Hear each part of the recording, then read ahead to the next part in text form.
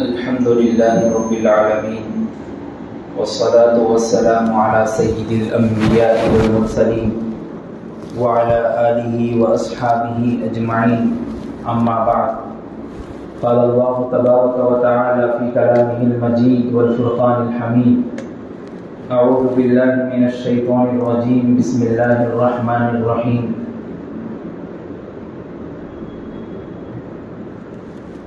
أقيموا الصلاة وآتوا الزكاة واركعوا مع الراكعين صدق الله العظيم. وقال في موضع آخر وآتوا الزكاة وأقرضوا الله قرضا حسنا وما تقدموا لأنفسكم من خير تجدوه عند الله هو خيرا وأعظم أجرا واستغفروا الله ان اللہ غفور رحیم. صدق اللہ العظیم. حضرات سامعین، معزز گھروں میں بیٹھ کر سننے والی خواتین اسلام، ہم رمضان المبارک کے رحمتوں اور برکتوں والے مہینے میں ہیں، اور خاص طور پر رمضان المبارک میں لوگ عوام بنیادی عقائد کی طرف اللہ سے محبت کرنے میں لگے رہتے ہیں، اور بدنی عبادت، مال عبادت میں اپنے آپ کو زیادہ تر پیش کرنے میں دکھائی دیتے ہیں. اسی مناسبت کی وجہ سے آج آپ حضرات کے سامنے زکوٰۃ کی اہمیت اور کچھ مسائل اور اس کے فضائل بیان کیے جائیں. اللہ تبارک و تعالیٰ نے قرآن مجید میں جہاں کہیں پر بھی نماز کی اہمیت کو اجاگر کیا، ساتھ ہی میں زکوٰۃ کی فضیلت کو بھی اور اس کی فرضیت کو بھی بتایا. تقریباً قرآن مجید میں 82 مقامات پر 82 ٹائمز اللہ تبارک و تعالیٰ نے نماز اور زکوٰۃ کی فرضیت کو بتلایا. اس سے ہی آپ اندازہ لگائیں کہ جس طریقے سے نماز بدنی عبادت کا سب سے بڑا فرض ہے، اسی طریقے سے عین زکوٰۃ بھی مالی عبادت کا سب سے بڑا فرض ہے. ہمارا حال نمازوں کی پابندی میں تو رہتا ہے، نمازوں میں تو ہمارا دل لگتا ہے، لیکن جب زکوٰۃ دینے کی بات آتی ہے، انفاق فی سبیل اللہ کی بات آتی ہے، تو ہاتھ کو اٹھا دیتے ہیں اور اپنے آپ کو پیچھے کر لیتے ہیں. حالانکہ جیسا نماز فرض ہے ویسے ہی زکوٰۃ بھی فرض ہے. اللہ تبارک و تعالیٰ نے قرآن مجید میں کہا اقیموا الصلاۃ وآتوا الزکاۃ، نماز قائم کرو، ساتھ ہی ساتھ اس کے بعد بتایا کہ زکوٰۃ بھی ادا کرو. اور اللہ تبارک و تعالیٰ کتنے بڑے رحیم و کریم ہیں، آپ دیکھیے. اللہ تبارک و تعالیٰ فرماتے ہیں وآتوا الزکاۃ، زکوٰۃ ادا کرو، وأقرضوا اللہ قرضا حسنا، اللہ کو قرض حسنہ دو. اللہ اکبر. اللہ کو قرض دینے کی اللہ تبارک و تعالیٰ بات کر رہے ہیں، اور اللہ فرما رہے وہ قرض کیسا دو؟ وَمَا تُقَدِّمُوا لِأَنفُسِكُم مِّن خَيْرٍ تَجِدُوهُ عِندَ اللَّهِ، جو تم نے اللہ کی راہ میں خرچ کیا، چاہے زکوٰۃ کے ذریعے سے ہو، صدقات کے ذریعے سے ہو، اللہ کے نزدیک وہ قیامت کے دن پایا جائے گا. اور اللہ فرما رہے وَاللَّهُ يُضَاعِفُ لِمَن يَشَاءُ، اللہ فرما رہے میں تو اس سے زیادہ دوگنا دینے کے لیے تیار ہوں. مال جو ہمارے پاس رکھا ہوا ہے، جس مال یا پراپرٹی کے زیورات کے ہم مالک ہیں، آپ اگر ظاہری طور پر بھی سوچیں گے وہ سارا کا سارا مال اللہ کا دیا ہوا ہے، نہ کہ بندوں کا کمایا ہوا. ہم سوچتے یہ ہیں کہ بھائی دکان میری ہے، کپڑوں کی دکان میری ہے، کرانے کی دکان میری ہے، جوتوں کی دکان میری ہے، کما رہا ہوں میں، صبح سے جا کر شام تک دکان کھلی رکھ کے بیٹھ رہا ہوں میں، تو کمائی میں کر رہا ہوں، پسینہ ٹپکا رہا ہوں میں، تو دولت میری ہوئی. آپ سوچئے اگر کوئی بندہ صبح جا کے 8 بجے دکان کھولا لیکن گراہک کو اور گاہک کو اللہ تعالیٰ نے بھیجا ہی نہیں رات تک. تو آپ کا دکان کھولنا اور دکان کھول کے بیٹھنا کوئی فائدے کی بات نہیں. وہ گراہک کو بھیجنے والے، وہ گاہک کو بھیجنے والے پروردگار مالک ہیں. وہ آپ کے پاس آئے گا تو آپ کے پاس سے کوئی چیز جائے گی تو آپ کے پاس مال آئے گا. اللہ فرما رہے وہ سارا مال میرا دیا ہوا ہے، اور میرا دیا ہوا مال میرے بندوں میں تقسیم کرنا، اس کو بھی تم پیچھے ہٹ رہے اور اس کو بھی تم عیب سمجھ رہے. اور اللہ فرما رہے جتنی تمہارے پاس مال و دولت ہے اس کا مجھ کو 97%، 97.5% نہیں چاہیے. مجھ کو تو صرف 2.5% چاہیے، 40 کا حصہ چاہیے. کسی کے پاس 40 روپے ہے تو اس کا 1 روپیہ اللہ کو چاہیے. وہ اللہ کو مال نہیں پہنچ رہا، اس کا ثواب ضرور آپ کو پہنچ رہا، لیکن بندوں تک آپ کا وہ مال پہنچ رہا. غریب محتاج بندے، مسکین بندے، فقیر بندے جو دنیا میں ہے، رہتے ہیں، کھانے کے لیے کچھ نہیں ہوتا، غریبی میں زندگی گزارتے ہیں، اللہ فرماتے ہیں ان تک آپ کا مال پہنچ جائے گا تو آپ کو دوگنا دینے کے لیے قیامت کے دن میں تیار. اتنے بڑے اللہ رحیم و کریم ہیں. مفتی رفیع عثمانی دامت برکاتہم نے ایک قصہ اور واقعہ اپنی کتاب میں لکھا کہ ان کے خاص دوست تھے جو کتابوں کی تجارت میں تھے، دینی کتابیں بیچا کرتے تھے. تو ایک دن بہت زیادہ بارش ہوئی، بارش کی وجہ سے روڈ پر سارا پانی جمع ہو گیا. تو انہوں نے سوچا کہ بھائی آج دکان بند ہی رکھتا ہوں، کون دینی کتاب خریدنے کے لیے اس بارش کا موسم میں آئے گا. اگر میری دکان کچھ پھل فروٹ کی ہوتی، ہوٹلز وغیرہ کچھ ہوتے تو لوگ بارش میں بھی آ جاتے. میری تو کتاب دینی کتابوں کی ہے، میرے پاس تو ایسی کتابیں رکھی ہوئی ہے جو پڑھے لکھے لوگ ہی صرف جان سکتے ہیں، پڑھ سکتے ہیں، میرے پاس کون خریدنے کے لیے آئے گا. جب ناشتہ وغیرہ کر کے بیٹھ گئے تو تھوڑی دیر کے بعد سوچا کہ مجھ کو دینے والے تو اللہ ہے، میں بندوں کے بارے میں کیوں سوچ رہا ہوں. میرا کام اللہ کا دیا ہوا کام کرنا. اللہ نے حکم دیا کہ میں نے تم کو دکان کا مالک بنایا ہے، تمہارا کام ہے کہ رات دن اس کو کھلا رکھنا اور تجارت کرنا. اب وہ گراہک کو بھیجنا، گاہک کو بھیجنا وہ اللہ کا کام ہے. میرے ذہن میں سوال آیا اور میں ویسے ہی بارش کے موسم میں چھاتے لے کر نکلا، دینی کتب خانہ میرا کھولا. اس کے بعد تھوڑی دیر کے بعد دیکھتا ہوں وہ لوگ چھاتے کے ساتھ بارش کے موسم میں کتابیں خریدنے کے لیے آئے. اور فرماتے ہیں رفیع عثمانی صاحب نے فرمایا، شفیع صاحب نے فرمایا کہ میرے دوست نے کہا کہ جتنا روزانہ گراہک ہوتا تھا اس سے زیادہ کئی گنا اس دن گراہک ہو. تو اسے ایک بات سمجھ میں آئی کہ گاہک کا بھیجنا اور گراہک کا دکان تک آنا وہ آپ کی ذمہ داری نہیں ہے، اللہ کا بھیجنا ہے. اللہ نے بھیجا ہے اس لیے آپ کے پاس تک مال و دولت اور پراپرٹی حاصل ہو. تو اللہ کی راہ میں زکات دینا، اللہ کی راہ میں خرچ کرنا یہ اللہ کو بہت زیادہ پسند ہے. اور نہ دینے والوں کا عذاب بھی اللہ نے بتایا اور کہا والذین یکنزون الذهب والفضة ولا ينفقونها في سبيل الله فبشرهم بعذاب أليم. اللہ تبارک و تعالیٰ قیامت کے دن لوگوں سے کہیں گے اگر جن کے پاس سونا چاندی ہے اے نبی ان کو کہہ دیجئے کہ وہ اللہ کے راہ میں خرچ کرے. فبشرهم بعذاب أليم. اگر خرچ نہیں کریں گے تو آپ ان کو خطرناک عذاب کی خبر دے دیجئے. وہ عذاب کیا ہے؟ اللہ فرماتے ہیں سورۃ توبہ میں یوم یحمى علیہا فی نار جہنم، جب ان کو جہنم میں ڈال دیا جائے گا فتقوا بها جباہهم وجنوبهم وظہورهم، تو ان کا وہ سونا، وہ چاندی، وہ زیورات آگ کی شکل اختیار کر لیں گے اور ان کے چہروں پر، ان کی پیشانی پر، ان کے پیٹھ پر، کمر پر رگڑ رگڑ کر فرشتے کہیں گے ھذا ما کنزتم لانفسکم فذوقوا ما کنتم تکنزون. یہ لو تمہارا سونا اور چاندی، مزہ چکھو. تم دنیا میں سوچتے تھے نا کہ اس میں سے اللہ کے لیے کچھ نہیں نکالیں گے، یہی تمہارا سونا اور چاندی. اور ایک آیت میں فرمایا پوری سورت نازل کر دی، سورہ ہمزہ پڑھتے ہیں وَيْلٌ لِكُلِّ هُمَزَةٍ لُمَزَةٍ الَّذِي جَمَعَ مَالًا وَعَدَّدَهُ. لوگ اپنے پیسوں کو، اپنے مال کو جمع کر کے گن گن کے رکھ رہے ہیں. يَحْسَبُ أَنَّ مَالَهُ أَخْلَدَهُ. کیا وہ لوگ گمان کر رہے ہیں کہ ان کا مال ان کے پاس ہمیشہ رہے گا؟ كَلَّا لَيُنبَذَنَّ فِي الْحُطَمَةِ. ہرگز نہیں، ہرگز نہیں، اس کو تو حطمہ میں ڈال دیا جائے گا. وَمَا أَدْرَاكَ مَا الْحُطَمَةُ. آپ کو کیا معلوم حطمہ کیا چیز ہے؟ نار اللہ الموقدہ.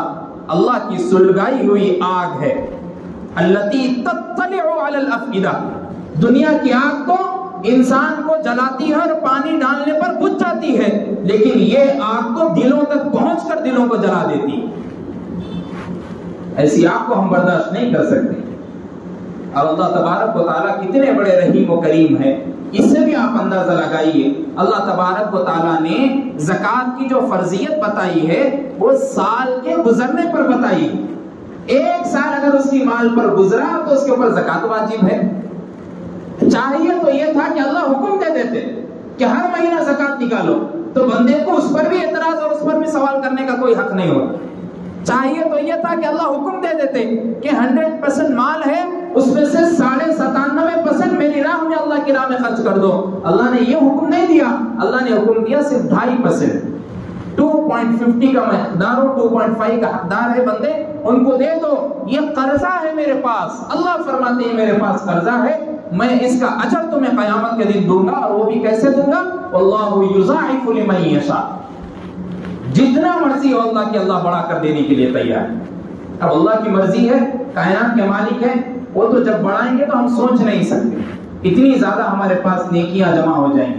اور بندہ مال و دولت، سونا، انبار، چاندی، پراپرٹی سب کچھ اپنے پاس جمع کر کے، آپ خود خیال کریں، جب بھی اپنے پاس مال ہو، پراپرٹی ہو، سوچے یہ کہ بھائی یہ میرا کچھ نہیں ہے، یہ تو اللہ کا دیا ہوا ہے، یہ اللہ کا ہے، لوٹانا اس کو ہی ہے، اس کے پاس جمع کرانا ہے۔ میں تو دنیا سے جیسے آیا تھا مجھ کو ویسے ہی جانا ہے، سب کچھ اللہ کا دیا ہوا تھا۔ میں نے اپنی دکان ذاتی ڈال لی، میں نے اپنی پراپرٹی سے بلڈنگیں تیار کر لی، کاریں میرے پاس ہے، گاڑیاں میرے پاس، سب کچھ ہے۔ مجھ کو اللہ نے امیر بنا کر بھیجا ہے، اور اللہ نے مجھ کو زکوٰۃ دینے والا بنا کر بھیجا ہے، لینے والا نہیں بنا کر بھیجا۔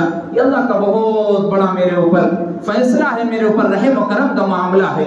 چاہیے تو یہ بندہ سوچے، یہ جب اس کے اندر یہ سوچ آ جائے گی تو بندے کے اندر خود بخود تقویٰ اور اللہ کا خوف، اللہ کا ڈر پیدا ہو جائے۔ اور جب اللہ کا ڈر اور خوف پیدا ہو جائے گا تو زکوٰۃ کی اہمیت اور فضیلت اور اس کی فرضیت کو بھی سمجھے گا۔ سب سے پہلے سمجھ لے یہ کہ زکوٰۃ کس پر واجب ہے۔ زکوٰۃ مسلمان پر، کافر پر واجب نہیں ہے۔ عاقل، بالغ، مجنون، نابالغ، دیوانے پر زکوٰۃ واجب نہیں۔ تیسری چیز، نصاب کا حقدار ہو، اس کے پاس جتنا نصاب شریعت نے طے کیا ہے اتنا نصاب ہو۔ چاندی سے اس کی مثال 52.5 تولہ چاندی، جس کی قیمت آج کے حساب سے 39,585 روپے ہو رہی۔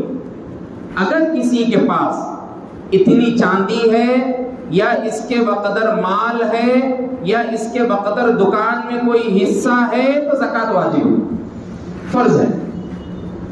سونے سے 7.5 تولے سونا، اس کی قیمت اگر 22 کیرٹ کے سونے کے حساب سے لگائے تو 4,10,000 کے قریب ہو رہی، اور اگر 24 کیرٹ کے حساب سے لگائے تو 4,47,000 کے کچھ قریب ہو رہی۔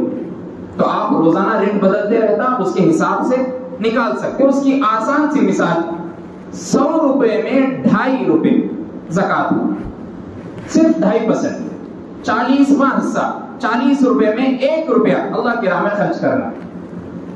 اس کی آسان سی مثال اور اس کے مسئلے آگے آپ کو بیان کیے جائیں گے۔ یہ 4 چیزیں ہیں، اگر یہ 4 چیزیں کسی کے پاس پائی گئی، اس کے بعد بھی اگر انہیں زکوٰۃ نہیں دیا تو زکوٰۃ نہیں دینے والوں کی ممانعت اور اللہ تبارک و تعالیٰ نے اور اللہ کے رسول صلی اللہ علیہ وسلم نے جو عذابات بتائے اس میں وہ شامل ہو جائے گی۔ اللہ کے رسول صلی اللہ علیہ وسلم نے بتایا، صحیح بخاری کی روایت ہے، حضرت ابو ہریرہ رضی اللہ عنہ فرماتے ہیں اللہ کے رسول صلی اللہ علیہ وسلم نے فرمایا، جس بندے نے مال اپنے پاس زکوٰۃ فرض ہونے کے بعد بھی زکوٰۃ کا مال ادا نہیں کیا، اللہ قیامت کے دن قبر میں اور جہنم میں اس کے چہرے پر اور اس کے سر پر ایک گنجا سانپ مسلط کر دیں گے، جس کے دیدے میں 2 سیاہ نقطے ہوں گے جو اس کو رات دن مارتے رہیں گے، اور اس کے گلے میں توق کا پھندا ڈالا ہوا ویسا اژدہا لپٹ کر بیٹھا رہے گا اور اس کے منہ کو مارتا رہے گا۔ اللہ تبارک و تعالیٰ نے اور اللہ کے رسول صلی اللہ علیہ وسلم نے ایسی ممانعت بتائی زکوٰۃ نہیں دینے والوں کے بارے میں۔ اس لیے ہم سوچے، اگر ہمارے پاس اتنا مال ہے، اتنی جائیداد ہے، اتنے روپیے بھی ہے، کئی بار یہ مسئلہ بھی پیدا ہوتا کہ مول صاحب میرے پاس چاندی کی جو رقم بتائے وہ رقم نہیں ہے، لیکن 7.5 تولے سونا بھی نہیں ہے، لیکن سونا ہے تو 1 تولہ ہے، تو کیا میرے اوپر زکات فرض ہے؟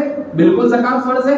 آپ صرف غور اس بات پہ کریں، اگر میرے پاس 52.5 تولہ چاندی کی قیمت 39,000 یا 40,000 میرے پاس ہے، سمجھ لیجیے زکات واجب ہے۔ 1 تولہ سونے کی قیمت آج کل کے حساب سے 56,000 57,000 ریٹ چل رہا، تو 1 تولہ سونا ہے تو چاندی کی قیمت میں آ گیا تو زکات فرض ہے۔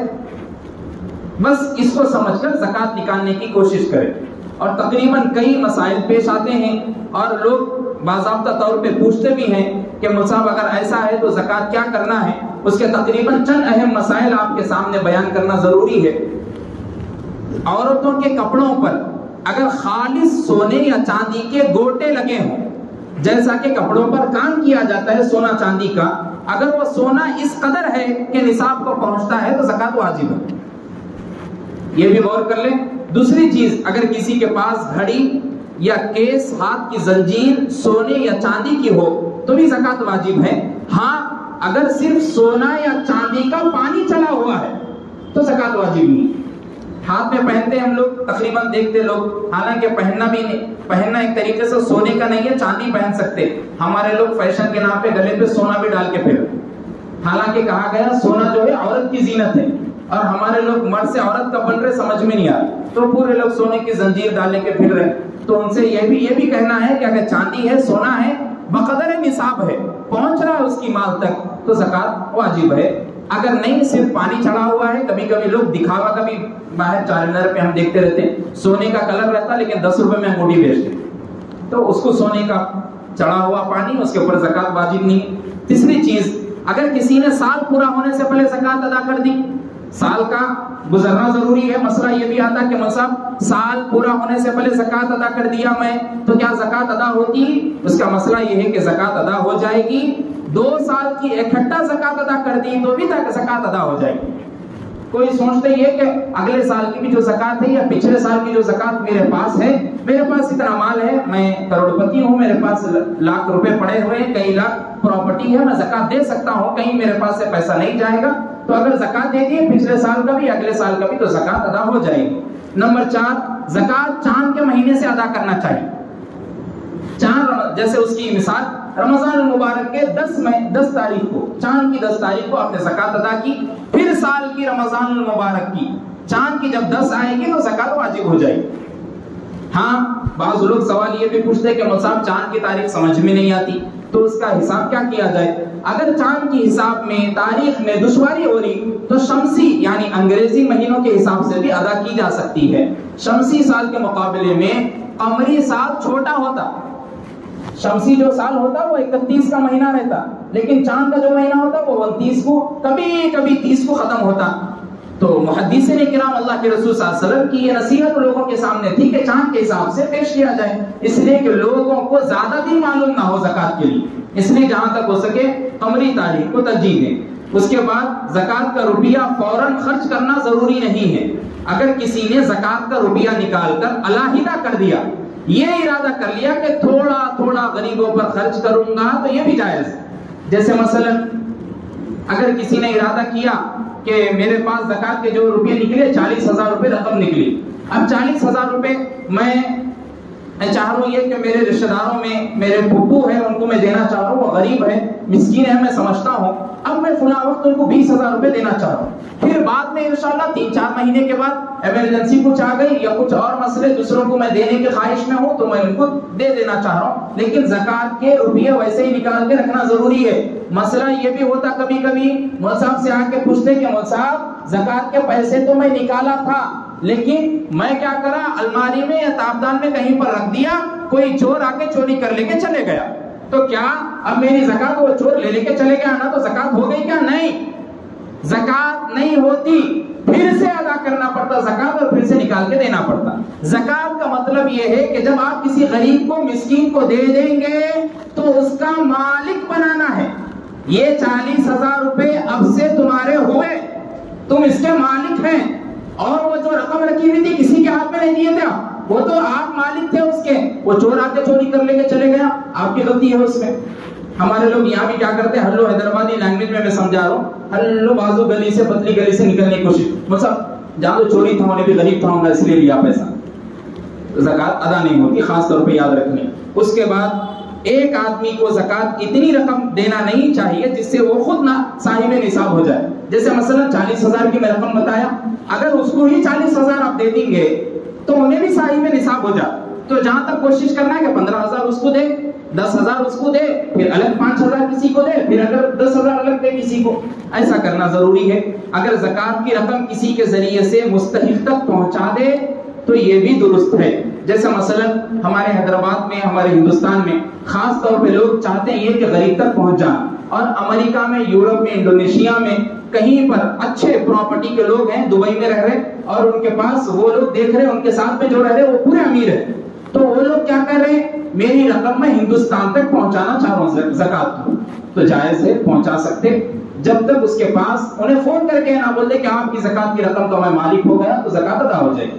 اب بیچ میں دینے والے کھا لیے پی لیے تو بھی زکات ادا نہیں ہوتی، اس لیے احتیاطاً عمل کرنا چاہیے۔ اور اگر نابالغ کے مال میں زکات واجب نہیں ہے، اس لیے کہ زکات کے شرط میں عاقل بالغ ہونا ضروری ہے، اور آگے کسی غیر مسلم کو زکات کا روپیہ نہیں دینا چاہیے، اس لیے کہ مسلمان پر زکات ضروری ہے۔ آخری مسئلہ، اگر کسی کے پاس 2-4 مکان ہیں، پراپرٹی کے مالک ہیں، انہوں کرائے پہ دیے، 2-4 مکان ہیں، ایسے ہیں جو کرائے پر چلتے ہیں لیکن ان کی آمدنی اتنی نہیں ہے کہ اس سے اس کے بال بچوں کا گزر بسر ہو سکے، اور اس کے پاس نقد رقم، سونا چاندی بھی نصاب کے بقدر نہیں ہے، تو ایسی صورت میں ایسے شخص کو زکات دی جا سکتی ہے۔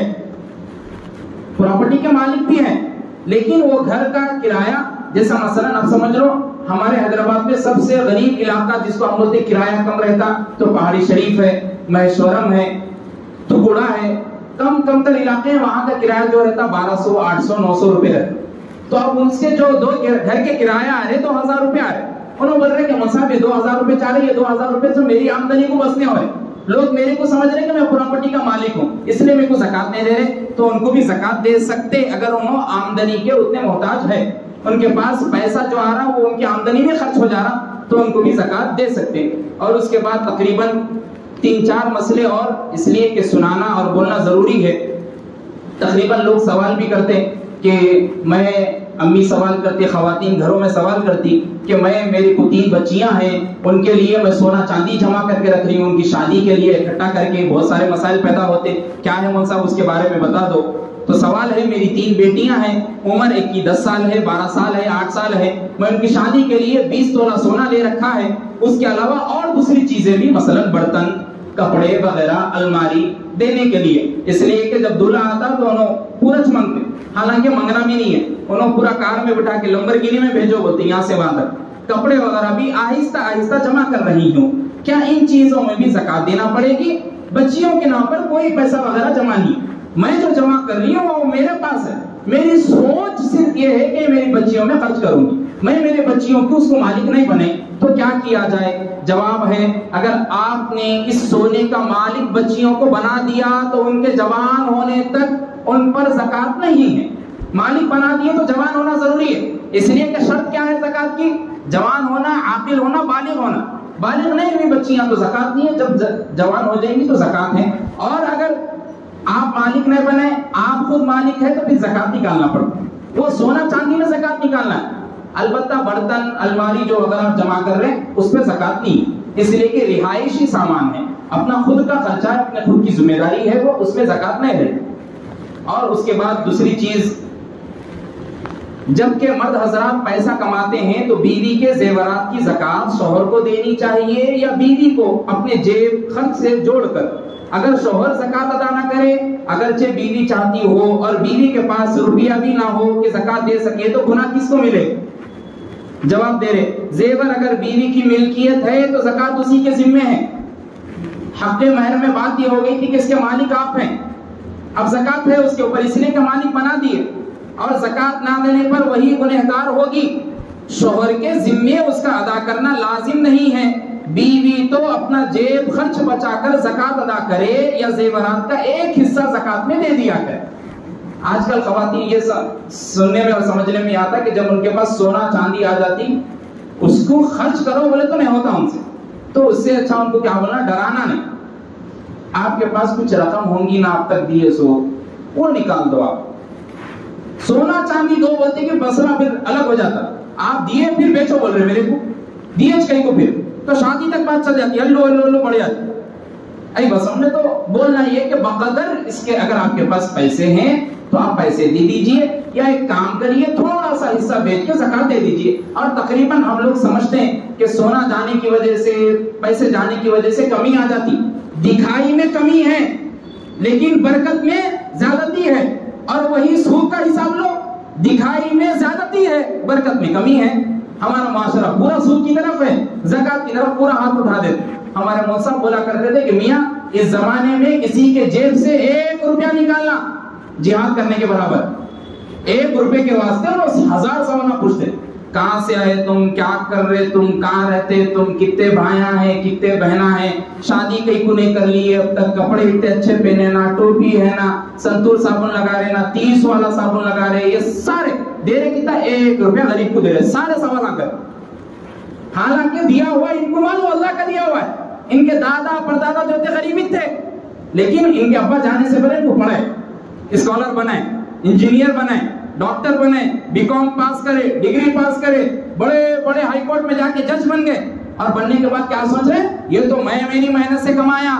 فرعون بھی موسیٰ کو وہی کہا تھا. جب حضرت موسیٰ نے کہا اس کی زکات نکالو اور غریبوں میں تقسیم کرو، تو فرعون نے کہا تھا یہ میرے پسینے سے جمع کی ہوئی دولت ہے، میں کیوں دوں. اور اس کی جو جمع کی ہوئی دولت تھی اس کے چابی کو سنبھالنے والے لوگ ہی 40,000 تھے. اتنی بڑی دولت تھی. موسیٰ نے کہا دیکھو اگر تم نے زکات نہیں نکالی اور اللہ کی راہ میں بندوں کو نہیں دیا تو یاد رکھو یہ پیسہ پورا کا پورا برباد ہو جائے گا. قدرت گواہی دیتی ہے. آج بھی مصر کے اس میوزیم میں رکھی ہوئی لاش ہے، لوگ دیکھتے ہیں دکھاوے کے لیے پیدا ہو گئی. اور وہی زکات دینے والے بندوں کی رونق اور ان کے چہرے پر مسکراہٹ تو دیکھیے. نکالتے تو سب کچھ ہے لیکن کسی کو بتاتے نہیں. اور اللہ نے ان کو آج تک اتنا دے دیا کہ کبھی کسی کے سامنے بھیک مانگ کر اپنا ہاتھ آگے نہیں بڑھائے. اللہ کا بہت بڑا رحم و کرم. تو اس لیے سوچیں. اور تقریباً خاص طور پہ زکات کی جبھی بھی بات آتی تو غور و فکر اس بات پہ کریں کہ اچھے مفتی صاحب سے، عالم دین سے مسئلہ معلوم کر کے زکات دے. یا میرے پاس ایک فارم ہے اس کے حساب سے بھی آپ زکات دے سکتے ہیں. تھوڑے لوگ رہتے خالی دکان پہ بیٹھے ہوئے تھے، کاؤنٹر پہ، انہوں کیا سمجھتے پورا حساب آتا میرے تو خالی انہوں ملٹیپلائی کر لیتے، مائنس کر لیتے، ضرب دے لیتے، تقسیم کر لیتے، ہاں اتنے دینا ہے میرے. یاد رکھو اگر 950 روپے ہو رہی کسی کی زکات، 50 روپے نہیں دیے، 50 تو چھوڑو 1 روپیہ بھی نہیں دیے تو زکات ادا نہیں ہوتی. 949 روپے دیے، 1 روپیہ باقی رہ گیا تو زکات ادا نہیں ہوئی. اور وہی کوئی بندہ 950 روپے ہونے تھے 1000 روپے دیا تو اللہ فرمائے واللہ یضاعف لمن یشاء، میں اس سے بڑھ کے اس کو دینے کے لیے تیار.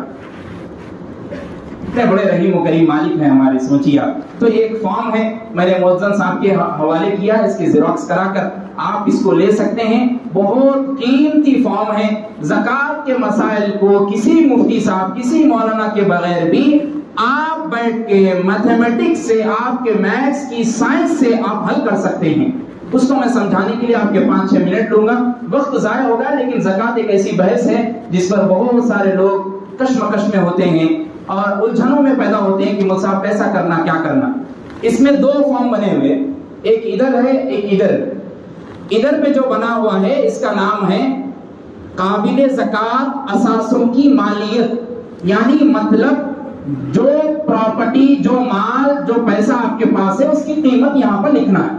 اور دوسرا پیراگراف بنے ہوا ہے مالی ذمہ داریاں، یعنی ذمہ داری کیا کیا ہے آپ کی وہ یہاں پر لکھنا ہے، اس کی قیمت. جیسا مثلا قابل زکات اثاثوں کی مالیت، سب سے پہلے سونا چاہے کسی بھی صورت میں ہو، کتنا ہے آپ کے پاس، رقم کیا ہے اس کی، 2 لاکھ روپے ایک مثال کے طور پہ. چاندی کتنی رقم ہے آپ کے پاس، 50,000 روپے.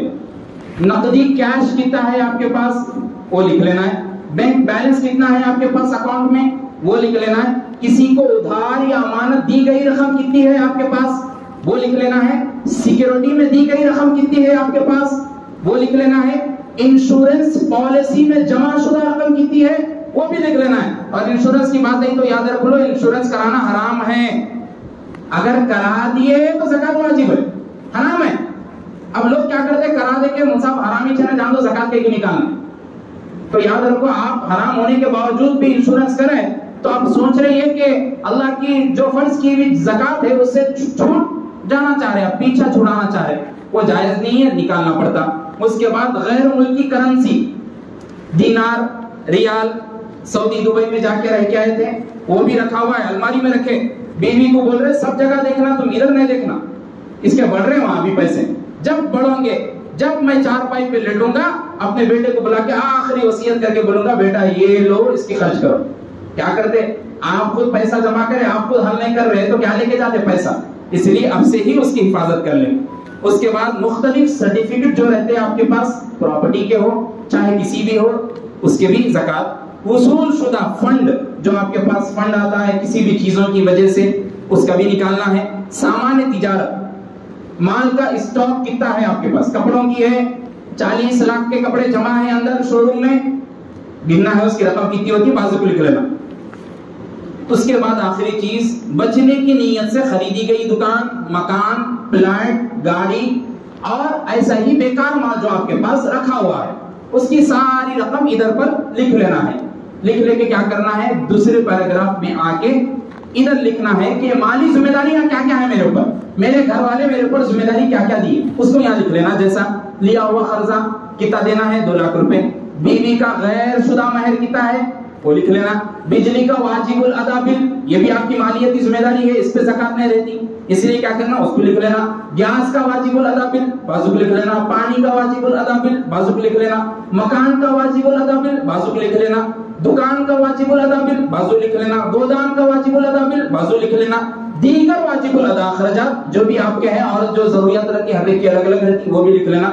ملازمین کی واجب الادا تنخواہیں، آپ کے پاس نوکر دکان پہ کام کرتے، چاکر دکان پہ کام کرتے، ان کی کیا کیا ہے اس کو بھی بازو لکھ لینا۔ آسان سی مثال، جیسے مثلا یہ پوری رقم 20 لاکھ روپے ہوئی، 20 لاکھ، میں ایک اس کی سپوز مثال دے کے سمجھا، یہ آپ کے پاس جو پراپرٹی ہے 20 لاکھ کی پراپرٹی ہوئی اور بازو جو لکھے آپ 2 لاکھ آپ کی ذمہ داریوں کا مال ہے، تو 20 میں سے اگر 2 لاکھ مائنس کر دیے تو کتنا ہوا، 18 لاکھ بچے۔ 18 لاکھ میں سے 2.5% 40واں حصہ نکالنا ہے جس کی قیمت ہوتی ہے 45,000 روپے، بس زکات ہو جائے۔ 18 لاکھ ہو رہے، اللہ کی تعداد ہے خالی 45,000، میرے کو 1 لاکھ بھی نہیں ہے، تمہاری ضرورت نہیں، اس لیے غور و فکر کریں۔ یہ فارم مؤذن صاحب کے پاس میں نے دیا ہے، اس کو آپ لیں، حاصل کریں، پڑھیں، غور کریں اپنے پاس کیا کیا پراپرٹی، ایک ایک حصے کو غور و فکر سے دیکھیں۔ اور رمضان میں خاص طور پہ زکات لوگ اس لیے نکالتے ہیں کہ نفل کا ثواب فرض کے برابر ہے، فرض کا ثواب 70 فرائض کے برابر ہے۔ لوگ چاہتے یہ ہیں کہ جب میں زکات فرض ادا کروں تو اللہ میرے کو اور زیادہ دے، اور اللہ فرمائے مثل الذین ينفقون اموالهم فی سبیل اللہ کمثل حبۃ انبتت 7 سنابل، 1 روپیہ خرچ کرنے پہ 700 گنا بڑھ کے ثواب دوں گا۔ دیکھیے آپ اللہ کتنے بڑے رحیم و کریم ہے۔ تو خاص طور پہ خیال رکھیں، اور جس کو زکات نہیں دینا ہے اس کو نہیں دے، یعنی مطلب اگر وہ نصاب کے مالک ہے تو زکات نہیں ہے، سید ہے، علوی ہے، علوی بولتے حضرت علی کے نسل سے خاندان سے تعلق رکھنے والے، ہمارے خاص طور پہ علوی لوگ اپنی حیدرآباد میں پائے جاتے ہیں۔ علوی لوگ یا سید گھرانہ ہے تو زکات نہیں ہے، اس لیے کہ حضرت حسین رضی اللہ تعالیٰ عنہ کے پاس ایک مرتبہ صدقے کا مال آیا، کھجوریں آئیں تو آپ نے اس کی طرف ہاتھ بڑھایا تو اللہ کے رسول صلی اللہ علیہ وسلم نے ہاتھ روک کے کہا کہ ہمارے اوپر صدقے کا مال نہیں لینا ہے، اسی لیے جتنے سادات کے لوگ ہیں ان کے اوپر زکات ان کو نہیں دے سکتے۔ اور خاص طور پہ ایک چیز اور ایک جن کو زکات نہیں دے سکتے وہ ہے شوہر بیوی کو نہیں دینا، بیوی شوہر کو نہیں دینا۔ ایک خاتون آ کے ہم بیان کر رہے تھے پرسوں سنتوش نگر پہ، خاتون آ کے بولے مول صاحب آپ بولے نہیں دینا، بول کے ہمارے شوہر 2 سال سے بول رہے میں غریب ہوں بیگم میرے کو دے دو۔ میں بولا تمہاری 2 سال کی زکات نہیں ہوئی، پھر سے دو۔ پھر آئی انہوں بولے مول صاحب میں کیا کروں، تو مفتی صاحب سے مولانا سے پوچھنا تھا۔ شوہر بولے کہتے کہیں کو دیتے بیگم میں سب سے زیادہ غریب ہوں، تمہارا شوہر غریب ہے میرے کو دو۔ تو مسئلہ کیسا ہوتا، 2 الماری کے 2 پٹے ہیں، ایک الماری میں سے خانے میں سے 40,000 روپے نکال کے ادھر کی الماری میں رکھ دی، کیا فائدہ ہو، اپنی الماری میں ہے پیسے۔ تو جہاں تک ہو سکے نہ بیوی شوہر کو دے سکتی نہ شوہر بیوی کو دے سکتا۔